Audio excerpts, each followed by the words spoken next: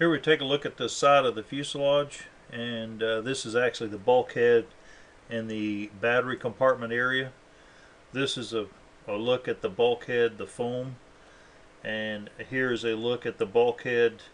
The red line you see here is the bulkhead in the center of the battery compartment, and this would be the bulkhead that would be around the edge of the battery compartment.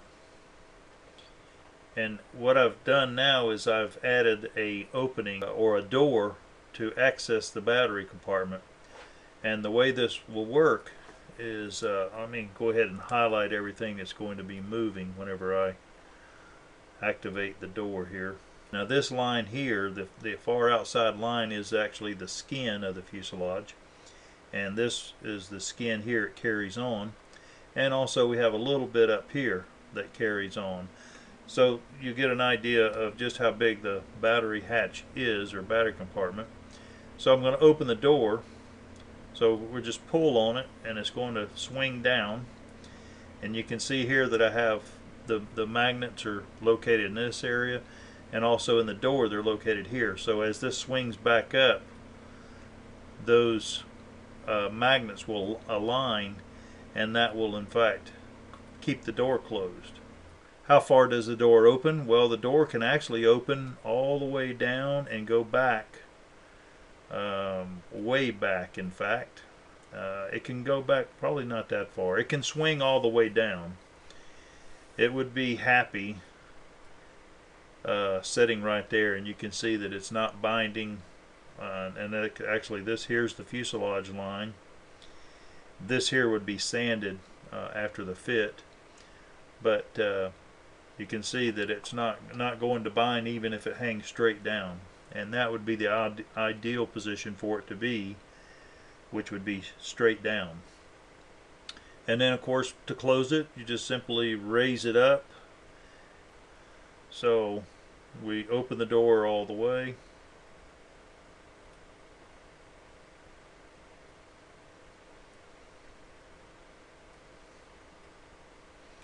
which would be there, and then to close the door, we're back up here, and you can see that it is in fact closed.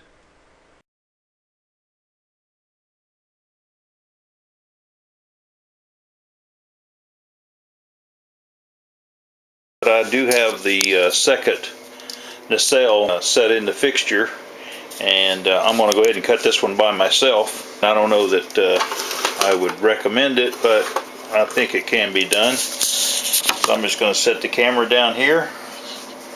I'm going to throw on the switch, and we're going to make the cut.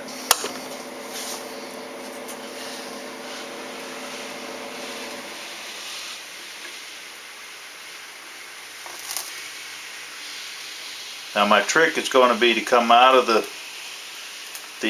off of the templates, and then let the wire float down, giving me enough time to get back to the switch, which would be right now. So there, I've just made the cut by myself, and we'll take a look at it.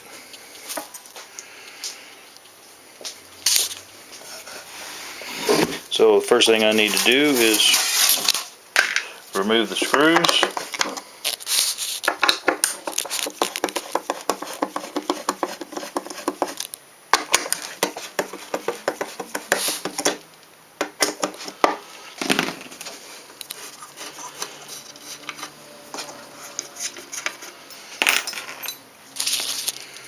And then we'll lay this back down. Slide off the template. We'll slide the cores out. There's that one. And here's this one.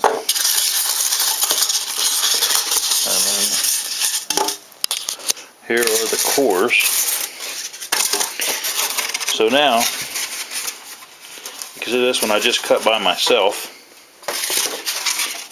and it too is a pretty good cut. That is awesome.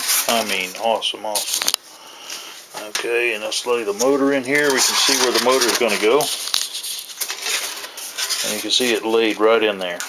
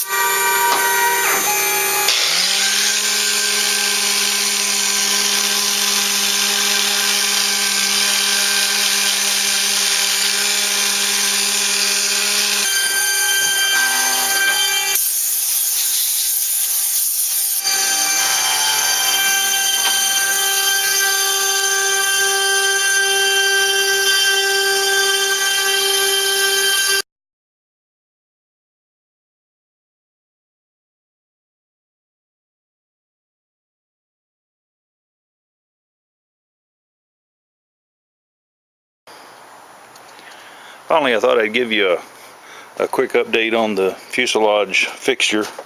And here I've got the sheeting in the fixture. And what I've done is I'm going to leave it in there for a few days and see if it helps take on the shape. I do believe it will. And by doing so, it'll make, whenever I get ready to glue this up, a lot easier, because I know that whenever I add the glue to the underside here, this is going to want to slide around. So in a sense, this is the fixture with the sheeting, the top sheeting in place.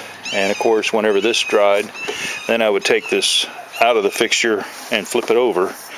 And of course, the pipes would then run through this hole and this one.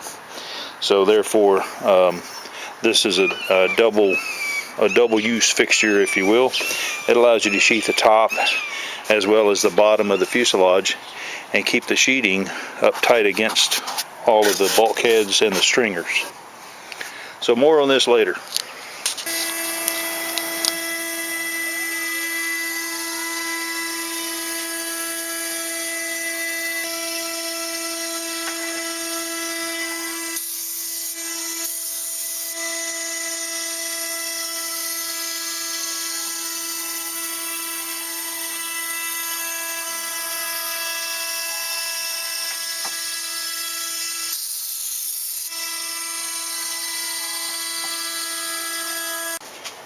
Here's a detailed look on how the fan units will be mounted to the nacelles, and in reality everything is going to hinge on the mounts that are going to be attached to the tail cone of the fuselage.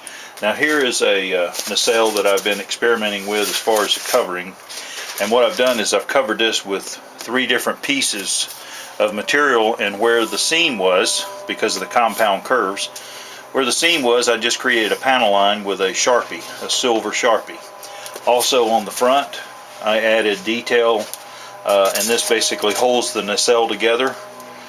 So what I've done is I've taken some sign vinyl, cut it in 1/2-inch strips, and wrapped it around. And of course this I had to cut in order to pull the engine out, because I needed to go ahead and mount the engines to the bracket. And that brings us to where I'm at here with this. Now these engines, you will be able to replace them, and even the fan housing. If you picture this piece here being embedded into the tail of the fuselage, now this area right here, which is going to be over here, this is actually going to be cut back. I wasn't sure how far back that was going to go, so I've basically left this long. So this is actually extends out a little further than it should. It's probably going to come back to about this hole here, and that arc here will be in this area here, but I wanted to leave that long. Once I know for sure what it needs to be, then I'll adjust the code. But more importantly, what I have is this piece, and then these 2 blocks, and this piece here are going to be embedded into the face of the tail cone. So that's going to be part of the tail cone. And then to replace the engine, I'm going to remove this screw here, and to save time I'm going to edit part of this out now. So I'm going to remove that screw. I'm going to remove this screw.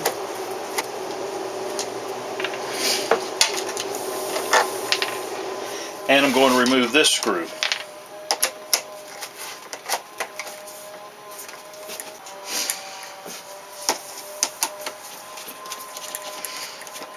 Now the back ring will slide off.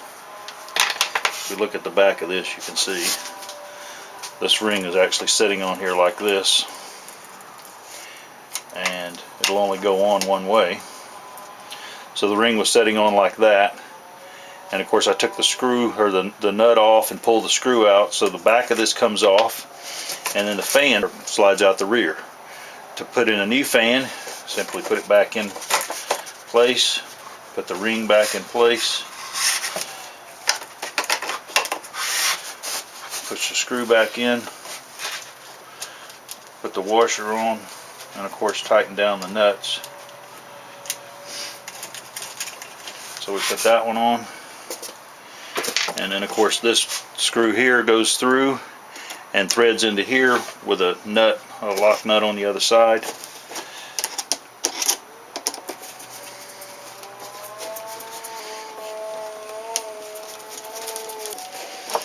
And then take a wrench and tighten this up.